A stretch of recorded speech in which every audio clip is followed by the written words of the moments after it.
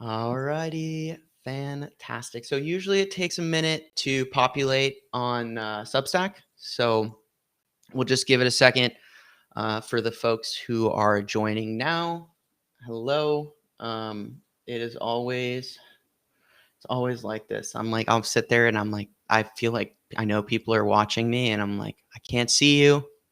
I promise. I promise we'll be live here in just a moment.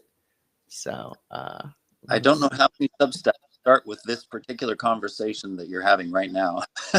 yeah, exactly. Like the live starts like afterwards, like they're sitting there waiting for us to catch up. So what we should see here in a moment is yes. Awesome. There we go. Awesome.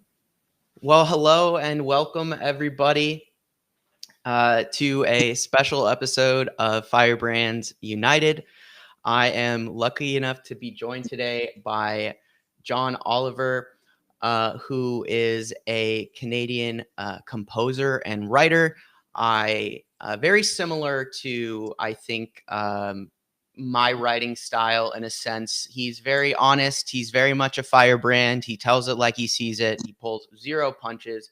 And he is critical about things in what I would consider the right way. So, John, welcome so much. Welcome to the Firebrands United. I am so happy to have you today.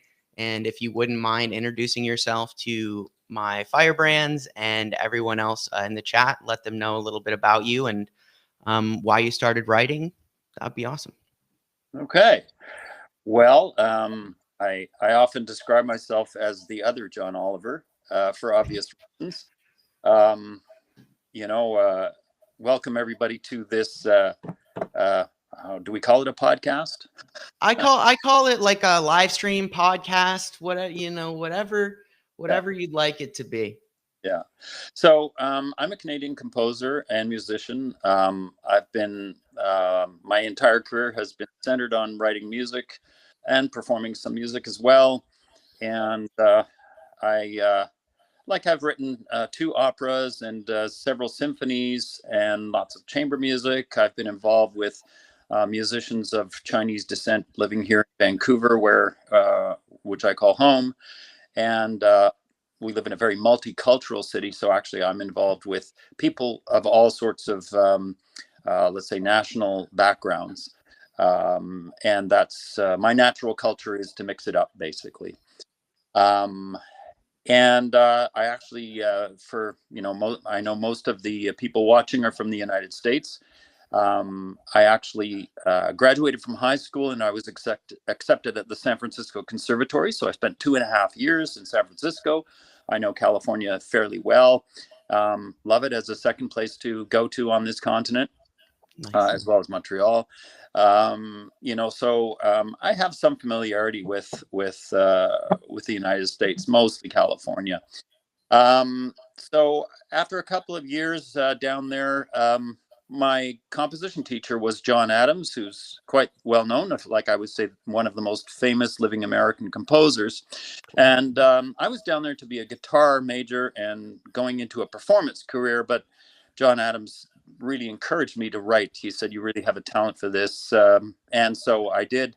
I actually decided to stop studying at the conservatory because it was all about performance. And then I came back to Canada, and the rest of my education you can find out about on my website. So I've had a very full career writing music, as I've said, and also performing. I perform as a classical guitarist as well as an electronic musician. So I have 2 hats that I put on, which is maybe one of the reasons my handle is Schizophonic Music. So I explore a lot of different things in music, and that's also reflected in my interest in social justice and so on. Yeah. So the answer to the question, why did I start writing on Substack, was actually quite simple. Meta decided to block Canadian users from seeing any news. Wow. from sharing any news. So any URLs that come from a news site, Canadians aren't allowed to share. This is because our government decided that Meta shouldn't be allowed to steal news from Canadian news outlets, and that they should pay something. Oh, well, Meta didn't like that. They don't want to pay for anything. They just want to steal everything. So as a Canadian, I found myself, hampered. I couldn't actually function properly on Facebook doing what I normally did, which was to share articles with people and have discussions and stuff like that. So one day I said, oh, yeah, I remember Substack. Chris Hedges had to go to Substack after he got fired from New York Times. And so I went into Substack, started reading Chris Hedges, and oh, look, you can sign up. So I signed up. And this is the funny part of the story. I signed up for Substack. I wrote a couple of things. And on my third post or something, I started to get subscriptions every 10 minutes. Oh. And I said, what? What's going on here? And that kept happening. And it was like a straight line up. And I thought, well, I do have a name that is fairly well known. So I attributed it to an algorithm. I thought, Right. I'm getting followers because of an algorithm. People are just not bothering to find out who I really am. They just see the name, they click the button, they feel happy, and away we go. And that's how I started writing on Substack. And I just wrote the same stuff that I was writing on Facebook, which happens to kind of align with the critique that the comedian does every week. Yeah, absolutely. So people would read it and just not really, I guess they weren't reading very carefully or whatever, because I do have a voice, obviously. And they just thought, oh, great, I'm subscribed to John Oliver, and they were happy. And so I haven't lost that many subscribers when they find out that I'm just some composer from Canada. Yeah. Well, I mean, I think that especially at least what I have seen and what I've read, I really like your style of critique. I think it's very honest, and I think that right now in the world, more than anything, we need people who are candid. I think a big issue that we face in general is the kind of sane washing of news, the appeal of, oh, this is a reasonable thing, when so much of what's going on is wildly unreasonable. Yeah. Especially here, in the United States. Like what this country is facing is unbelievable in terms. It's almost something people thought was impossible in a lot of ways, which in itself was ignorant. I think in a big way, and it's one of the things I think that Americans took for granted was our democracy. And we also devalued the importance of civic engagement. And I think we underestimated the level of corruption and greed that people were capable of. And all of those things rolled together inevitably ends in, and I think that you would kind of agree with this sentiment, but that is a recipe for some form of autocracy. And so even if we look, and one of the things, I think this is my observation, I'd be interested to hear your point of view, but one of the things Canada has done to combat this, like for your first example, is Meta prevented Canadian news from being shared because Canada realized that Meta needed to be legislated, needed to be regulated. And I've seen this quite a bit where I see that Canada regulates a lot of more US companies than like the US, we don't regulate really anyone at all. So, in your experience, what does Canada do well in terms of that regulation, and what do you think? Where do you think the weaknesses are, and where are your concerns as things change south of the border? Well, the old saying is, when the elephant sneezes, the elephant being the United States, then we get a cold, Right. and that's been our existence ever since I can remember. And we also talk about the Americanization of Canada, which is the influence of U.S. media, which is everywhere here. So it's very it's we have to protect our own institutions and our own culture and our own way, because we have so much U.S. media. I mean, more than half of the in the old days cable vision stations were American. I mean, we get ABC, NBC, you just name it. We get all those stations on cable, and we have 2 or 3 Canadian stations. So it's really important that we remind Canadians that we have a prime minister and not a president, because sometimes people don't know basic stuff like that, right? So what does Canada do? Well, because of the necessity to protect ourselves as a culture and a people, we have had to um, regulate industry and regulate businesses for the common good. Now, this is a tradition that is a British tradition, that is not a bad tradition, right? You need to put reins on business so that they aren't allowed to degrade the environment or unduly take advantage of a public situation or public lands, that kind of thing. So I think there are a lot of similarities between our countries, but our as a population, we believe in legislating for the public good. We don't have this idea that uh, that if you work hard enough, you're going to make it. This Mhm. American mythology that's Yes. perpetrated by the elites to Yes. get people to stay in their jobs, because somehow they're going to become billionaires because everybody has, the possibility to do so. Not to say that there haven't been some, immigrants who've done amazing things in the U.S. They come from Europe, penniless. They build empires. They build businesses. We all know those stories, but Yeah. that's a minority, Yes. right? I like what you said, really quick before I want you to keep going, but I like what you said about the American mythology. Mythology, it's just that, right? Like, it is a mythology. You don't really see that here in America. It's 100% um, in allowed to persist because of the wealthy people giving people the illusion of its accessibility. And one of the ways they've done that is through social media, Mm. as well. Yeah. So, it's like, somebody will win the lottery, but the person who's going to win the lottery is the only one who will win the lottery. And the rest of you are just going to keep working for a stagnant wage for 3 decades, 4 decades, you know.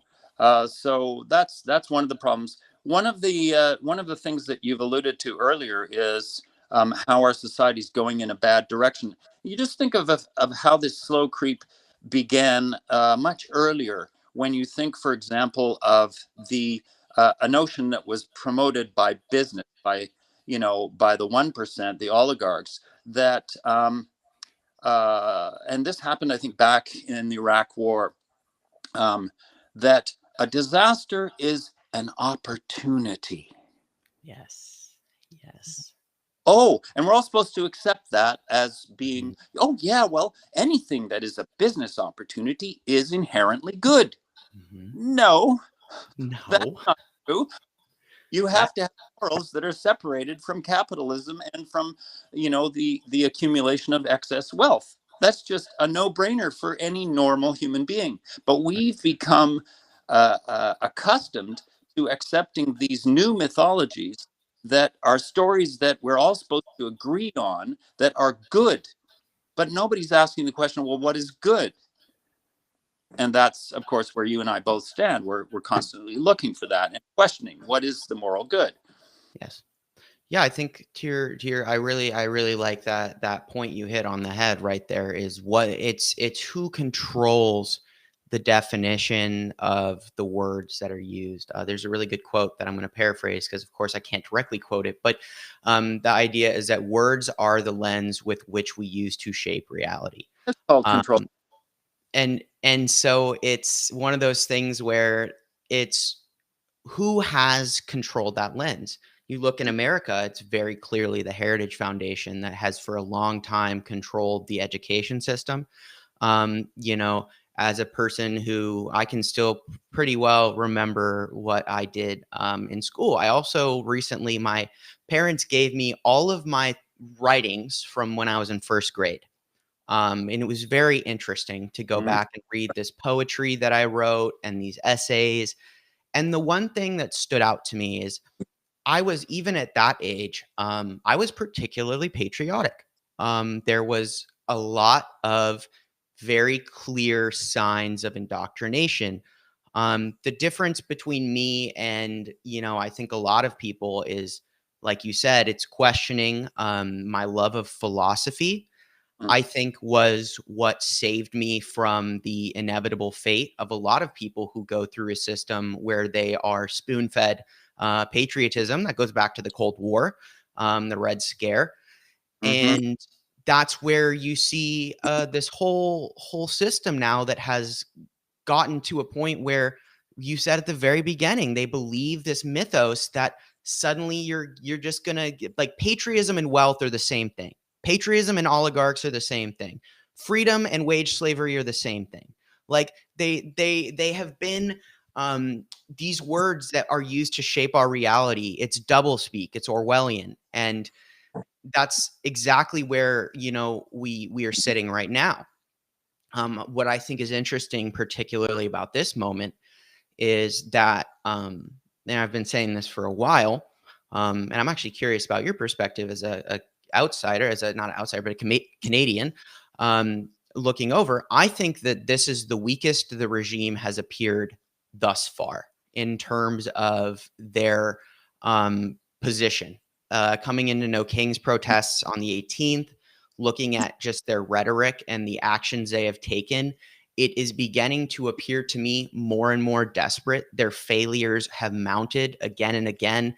Every time, the war in Ukraine, he's literally never ended it. His Gaza ceasefire deal is going to hell already. He just fails and fails and fails while also getting richer and richer and richer. And I think we're slated for the longest government shutdown. We're going for it. Apparently, they really want it. They really want the longest government shutdown.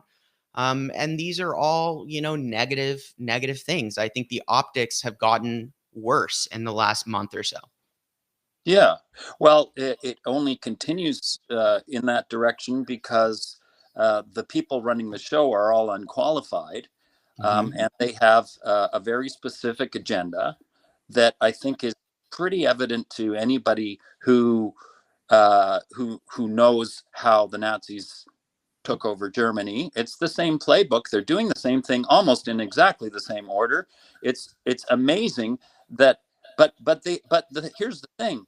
They're so stupid, like John Cleese recently posted.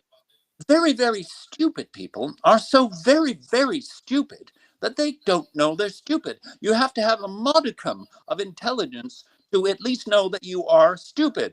Yes. That John Cleese, so that's the problem, is that they are so stupid that they think they can they can display all of their evil doings in public and there will be no consequences. But that's what everyone is accepting. Well, not everyone is accepting it, but there's a structural problem at the UN that Yep. there's a veto. And if there was no veto, none of this would be happening. Yeah. This would have been shut down long ago if there hadn't been this veto that the United States has. And people say, oh, well, that's the way the United Nations was born. Yes, that's true. 1948, the United Nations was born, and they didn't want it to happen again. So they created something called the Security Council, which was supposed to be reliable major powers who would not let any rogue state do this again. Right. When the rogue state is the Security Council, Yeah. then you have a major problem. And that's why that veto has to go away. And until it does, acting with impunity, acting evil against all moral concepts shared by all people, religious or not, that's all of us. And we're all up in arms against it because it's clearly evil. Yeah. And this is where it just astonishes anybody who's not brainwashed that people can seriously get in front of a camera and say things like all people in Gaza have to be destroyed because they will all be terrorists against us. Well, sure, if you keep saying that and you keep killing everybody, there's going to be a lot of people mad at you. Yeah. Duh. I mean, it's Hate just breeds such hate, right? Like that. It's cyclical. Like if you I like a lot of things you just said. So I wanna touch on a couple of them. One of the I'm big into geopolitics as well, which is also why I like I wanted to have this discussion with you, because I'm very interested in all of these things. Like you look around too, and it's like a lot of those UN council members, right? The majority of them, like the UK, France, Canada, they have not used their veto in so long. Like they have not used a veto. It's the United States, Russia, and China that consistently veto every action, just because if Russia wants to do something, the United States vetoes it. If China wants to do something, the United States vetoes it. If it's just constant veto. So it's total gridlock. And there is a large amount of concern right now that the UN is effectively non-functional. I mean, it can't do anything. All it can do is basically just firmly say that they are doing the wrong thing, firmly condemn the actions of Israel. But the U.S. vetoes any action that would be taken against Israel, any type of sanction. They don't protect these UN workers. Like there is no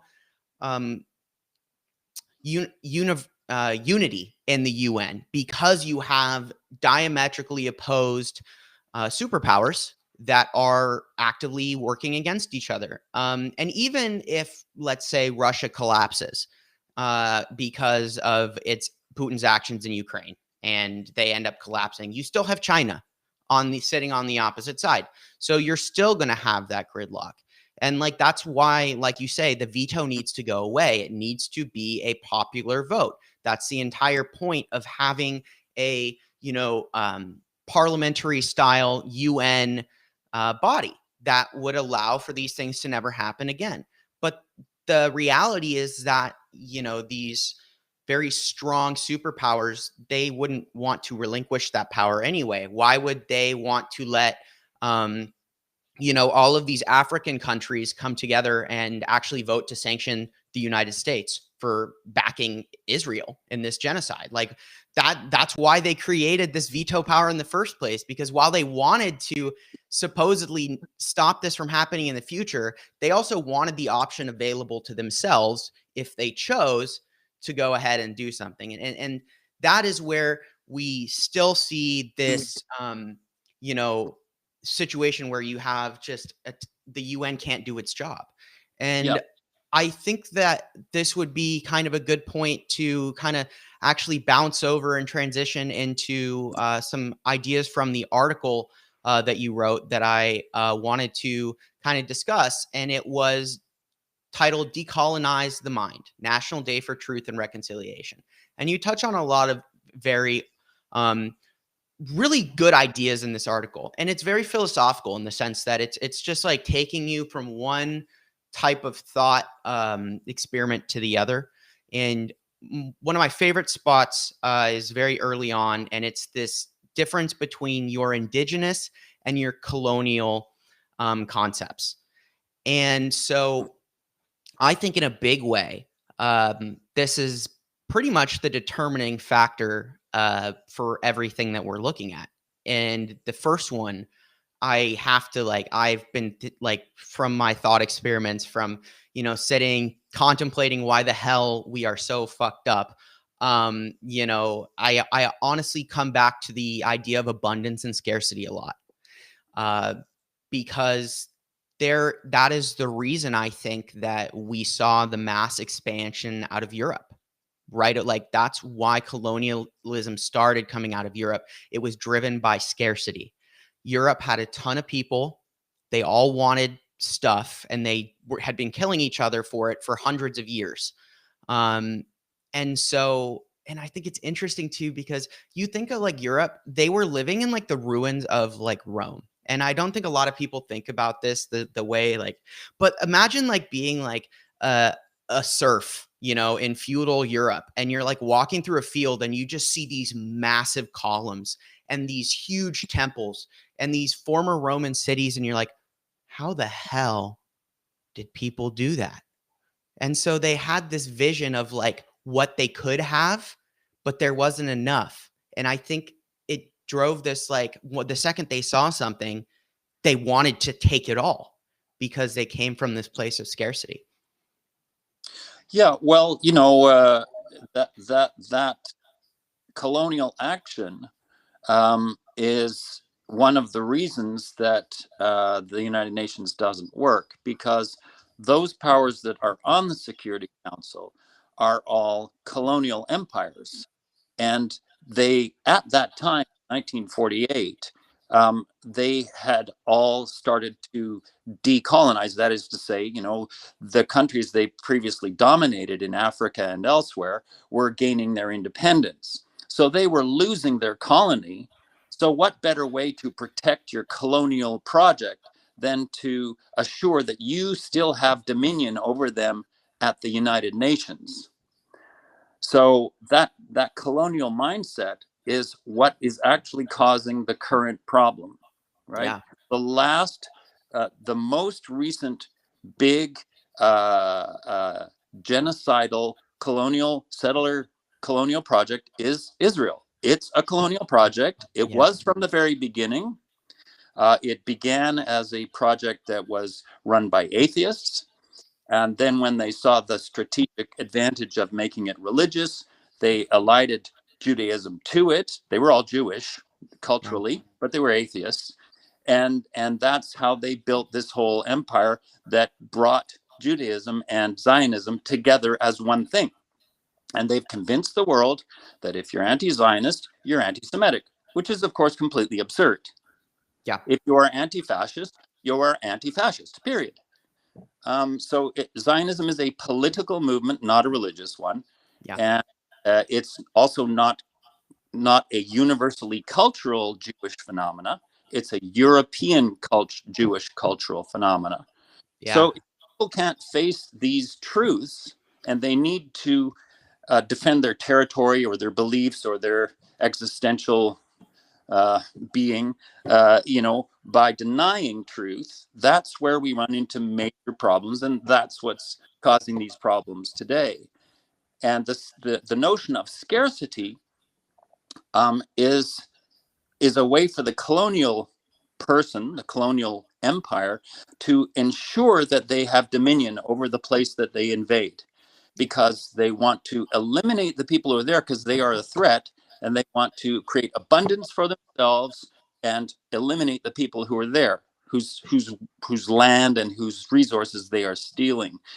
So that's why I begin that article with indigenous concepts of sharing and Yes. nurturing and husbandry of the resources, as opposed to the colonial mindset of um, exploiting the resources Yeah.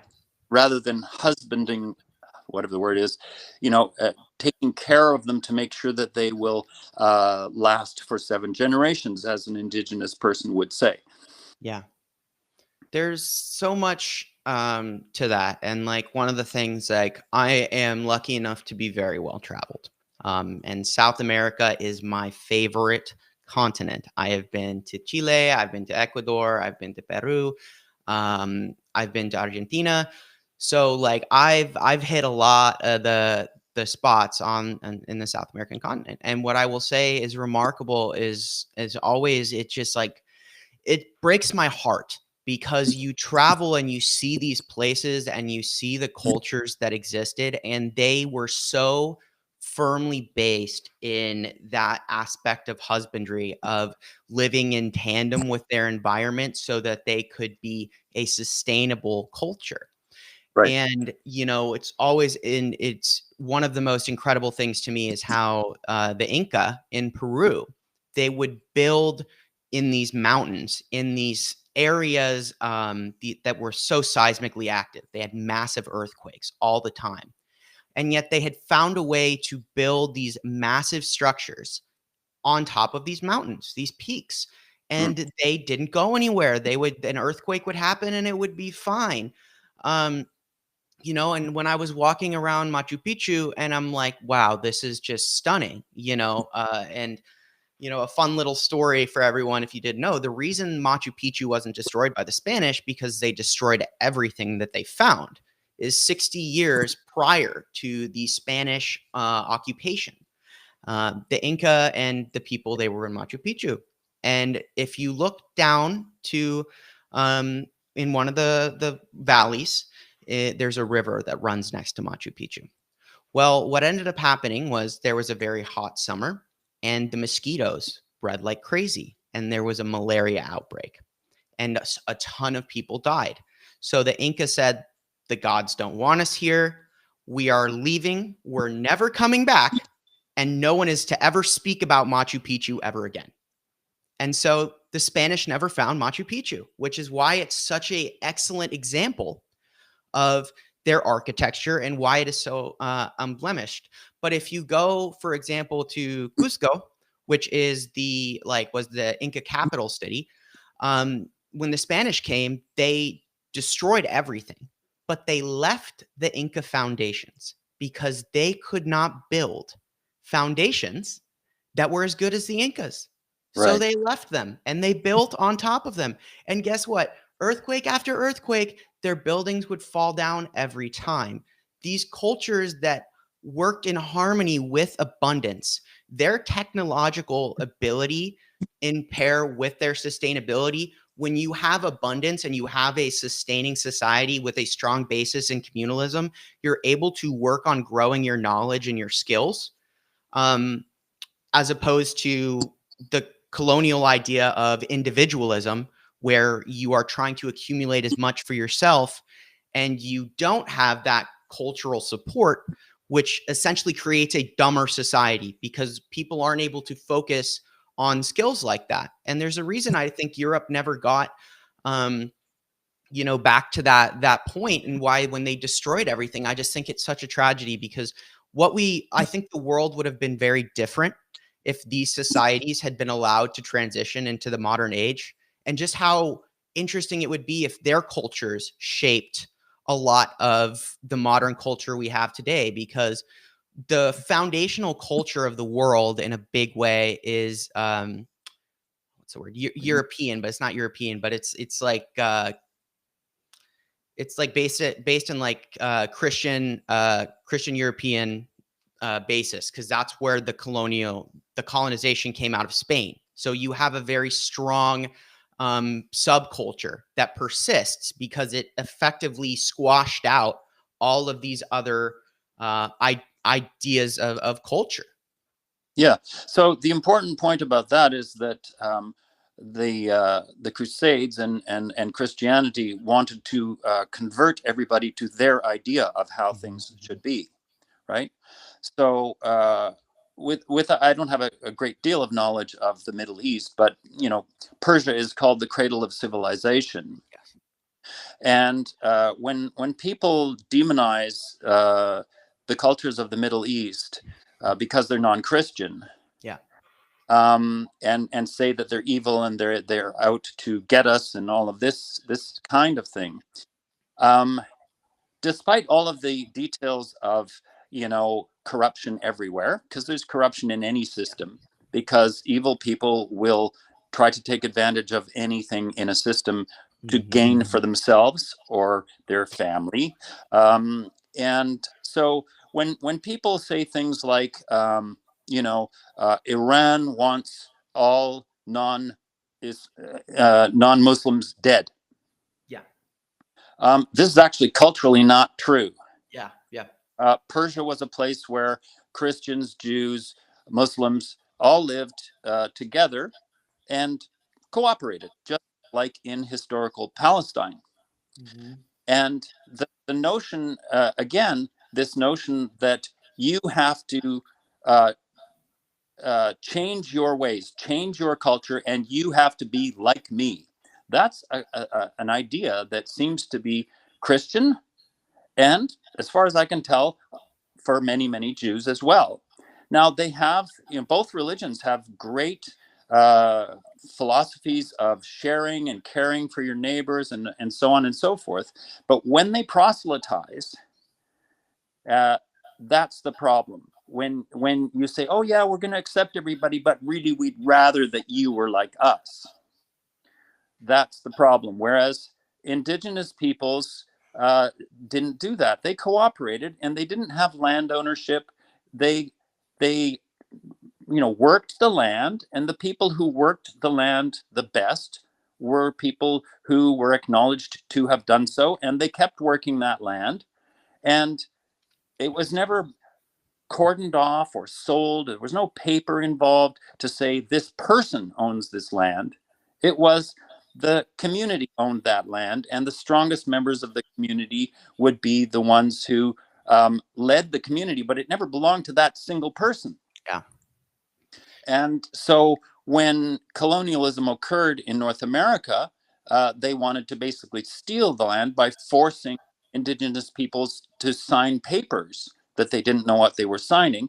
And in the end, they just stole the land and shoved them onto small bits of what of arid land, not fertile land, and basically stole the land from them based on this notion that paper saying property was owned by an individual was better than their system of communal husbandry of the land. Yeah. Now, anybody can tell that if you uh, are if you are developing resources for the common good for everybody involved in your community, that's a better system than a system where one person in your community develops excess wealth at the expense of others in the community.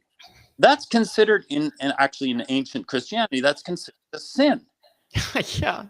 you know so so where does all this excess wealth and extreme capitalism come from? It doesn't come from any natural society that exists. Any study of many so-called primitive societies shows that their social organization and hierarchy, although it had problems from time, in some cases, sure, patriarchy, other things like that, they were still community oriented, not individual excess wealth oriented.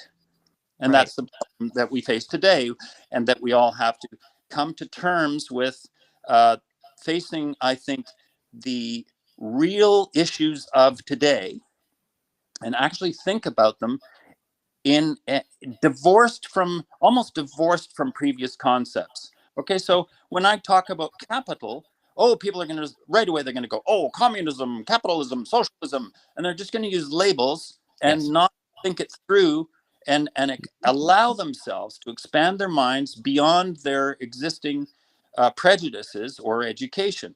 And that's one of the problems that I know in the States, it was a big problem, because as a Canadian student down there, if I ever started to talk about politics, it was very clear that there were boogeymen, good guys, and bad guys, and that's it.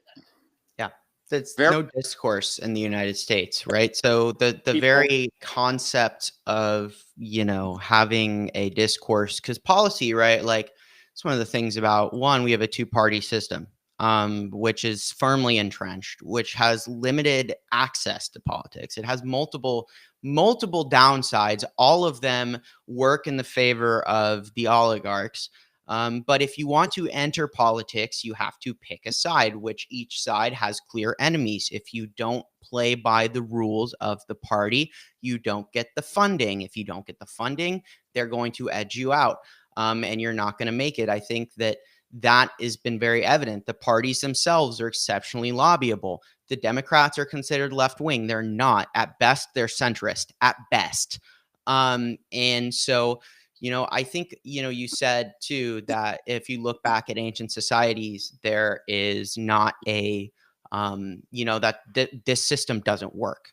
And I think that I'm big on historical analogs, right? Like, when I talk about something, I want to give an example of why it's bad. And when I talk about American imperialism, I point to Rome, because Rome was the epitome of success. Like you could argue that like Rome was arguably more successful than the US in a certain sense because America uses kind of soft power.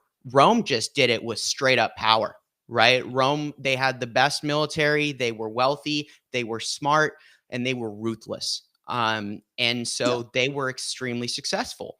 And they were from freaking Africa, all through Europe, Asia. They just kicked ass. But you know what caused Rome to fall?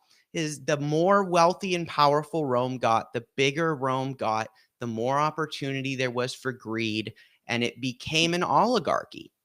Rome's fall began when the accumulation of wealth became more important than the governance of a massive empire. And then territory after territory started to fall because the people governing were more interested in extracting wealth from the population than, providing services and building the things that made Rome appealing. Instead, it was about pillaging. And eventually Rome got it wasn't oligarchy directly that destroyed Rome.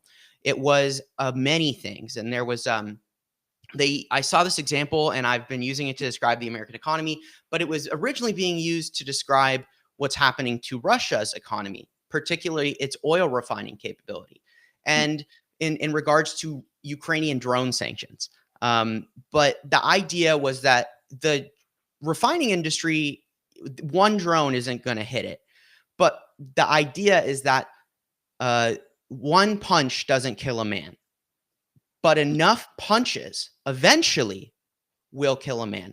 And that is what happened to Rome. It was the plague that came and ultimately ravaged Rome that was the final nail in the coffin. And when Rome was sacked, Rome was done. Rome would never be the same. But that's where I think we need to look at historical analogs and see that's exactly where America is. Its foreign power now is receding rapidly. Its foreign influence. We are in that stage of weakening. And there's no denying that America is weakening. Just like look at our relationship with Canada, right? Like it's a perfect example. Like the United States and Canada were like this, but Mm-hmm. the relationship between has been soured in part by the oligarchs who are now seeking to trying to now extract from Canada, very similar to the way the lords and the governors in Rome tried to extract from these foreign territories. They damaged the relationships Mm-hmm. all over the world. You have the United States is faltering. Our economy, which was the bedrock of our power, is wavering. You can look at the value of the dollar in a year. It's not good. I mean, it is dramatic. And the reason the U.S. economy is still sitting where it is just because the world doesn't want to have to change reserve currency. It's an ordeal, Yeah, I but would. everyone is considering it. And that's what's going on behind closed doors. And you trying to start a trade war with China when you're not in a strong position to begin with. If you are the importer and you require goods from the exporter to run your economy, you don't start a fight until you're in a position to replace those exports with domestic manufacturing. Yeah. Because what's happened here now is the United States has become so weak. Trump is not we hate him. For the most part, there is his cast, but for the most part, it's become very clear that he is the least popular president in the United States. And a lot of the MAGA presence online, those are meta bots, those are Facebook bots, and that actual human population is shrinking.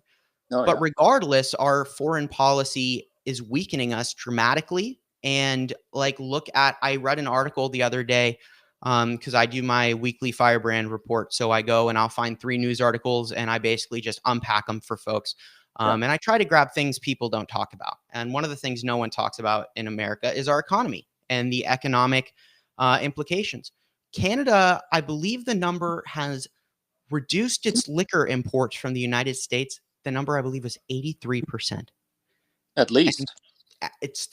they are our largest exporter.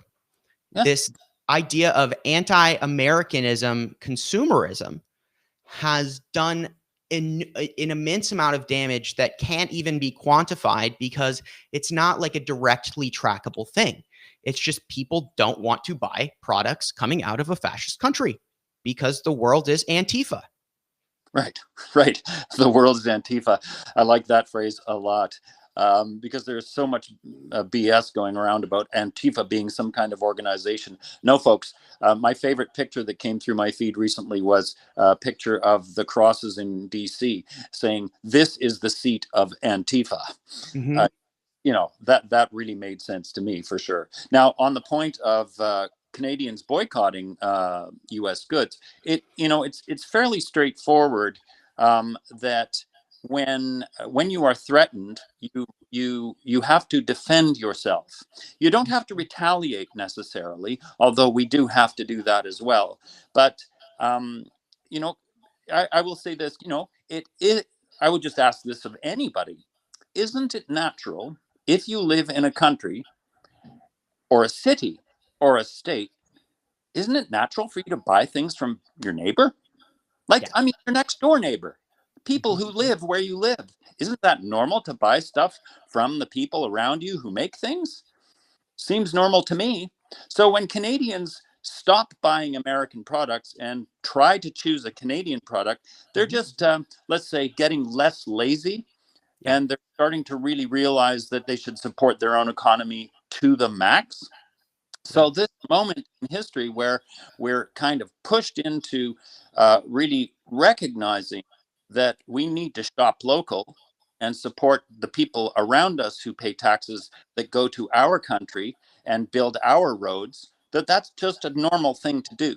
So the idea that America has, that if you don't buy an American product, you're anti-American, is, in my view, absurd. It doesn't make any sense. Would anybody say a French person who buys French wine is anti-American because they're not buying American wine? Yeah. Yeah. It's absurd, right? Yeah. Totally. So so that whole colonial mindset, or manifest destiny mindset, is just completely unreasonable. Manifest destiny is not very far away from fascism. No. No. I have a question for you. I Mark. I saw is the CNC, right? Is that's Canada's one of Canada's primary news networks, Uh, CNC. the CBC, Canadian Broadcasting Corporation. Yes, CBC. Public. So I watch them on occasion, and I was reading their coverage of the meeting in the White House. At which point, Mark Carney said that they were looking to invest like $1 trillion in the United States. And my thought was, God, if I was Canadian, I'd be pissed to hear that. Why the hell would they not invest $1 trillion into Canada? I mean, what are your thoughts on um, the way that Carney is handling the relationship with America and that particular statement as well? How does that make you feel, and what do you think, from your observation, the position of Canadians is on these kind of things? Well, let's just acknowledge that the United States' number one trading partner has traditionally been Canada. Yes. That's just simply a fact. Mm-hmm. And when what Carney's doing right now is he's placating Trump's ego, because he knows that's the only way to even start a conversation, is to Right. flatter him and make him feel like Mm-hmm. he's an important person. Right. Carney knows that that's what he has to do to even start the conversation. So that's what he's doing. And I haven't actually seen this $1 trillion announcement, but if you just think about it, um, Canadian, when he says we, who's we? Is he going to take Canadian tax dollars and invest Right. these millions of dollars? I don't know exactly what he means, actually, but he's trying to speak the language of the transactional language that Trump Right. is, okay, and I don't think he's going to be spending Canadian tax dollars in the United States. What he might be doing is some kind of conversation about a supposed trade arrangement. Right. Uh, as I say, I don't know the details because I hadn't actually heard that one. Um, a lot of people here are upset that he is, complimenting Trump at any public meeting in the past couple of months, saying what a great statesman he is and all of these kinds of very flattering things. Um, but he knows that that's what he has to do as sitting on the border of the United States. We have to do this because he's clearly, I think anybody would say this, the man is unhinged, Yes. and he is not. Uh, he's a person who has managed to become the president of the United States to enrich his businesses, and he's basically a businessman who doesn't really care about how the society functions. Yeah. You can see that clearly by the people he's appointed to do things. They can't do the things they're supposed to do. They can't. They do things in a stupid way. They don't even cover their tracks. They're not even very No. good criminals. No, they're not. So, that's what we're up against. And the kinds of things that he's doing, trying to incite a civil disobedience so that he can, get the Insurrection Act going so he can put a whole bunch more people in prison. These are all very serious behaviors of a person who is deranged and, Yes. shouldn't be running anything. No. And it's just a kind of a shock that that this is allowed to continue. But it's also a shock. I see this as a worldwide shock that is happening to the world. And that's because there are vested interests, I believe, that are business vested interests that aren't interested in humanity, basically. Yes. The only reason that the genocide in Gaza continues is because of vested business interests. Correct. And Trump's reign continuing, despite the fact that Democrats should do something about it, also has something to do with money. Yes. And I just don't believe that. I don't believe the Democrats. I don't believe them. They're not. There are only a very few, the usual suspects. We know who they are, who are really super critical and wanting something to change. But the party structure is just, it's toast. The both parties are just not representing the people. And I'm hoping that the United States wakes up and realizes that this two-party system has to end. Yeah. That hegemony has to end because it's not doing the people of the United States any good. I agree. I think that like we talked about earlier, how the two-party system just is totally limits, also like the ability to legislate. I have always thought, it's like if words are the lens with which we shape reality, abolish the two-party system. Also, no more politicians. They're legislators. It's their job to make law. It is not their job to engage in politics. They're legislators. Their goal is to represent the people who elected them. And that's it. Your job is not to lobby. Your job is not to work with businesses. They get so much fucking tax money. It's crazy. They could do so much with it. And instead, it's just gone to bailouts and tax refunds and all of this, circular garbage that has created an oligarchy in this state of ultimately, capitalism. People are like, oh well, communism ends in dictatorship. So does capitalism.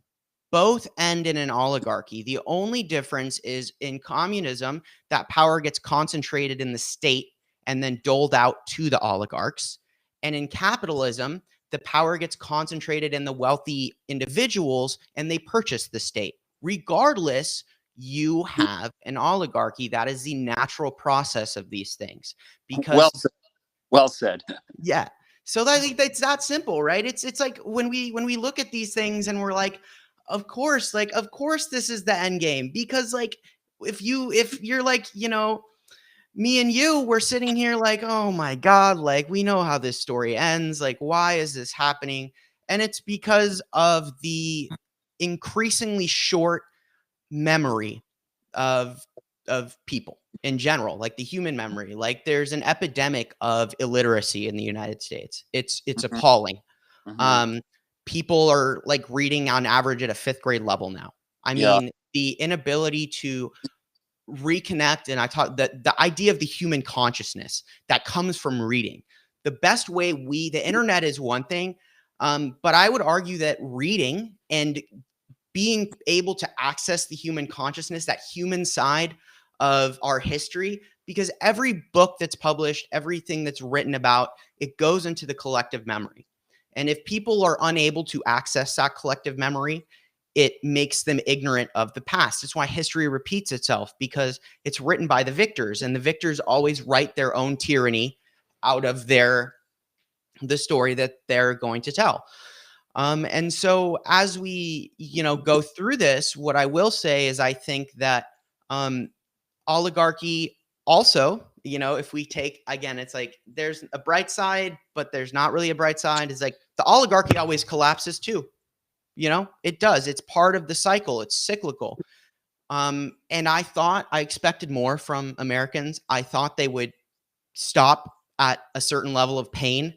But I guess that pain tolerance was much, much higher than I thought.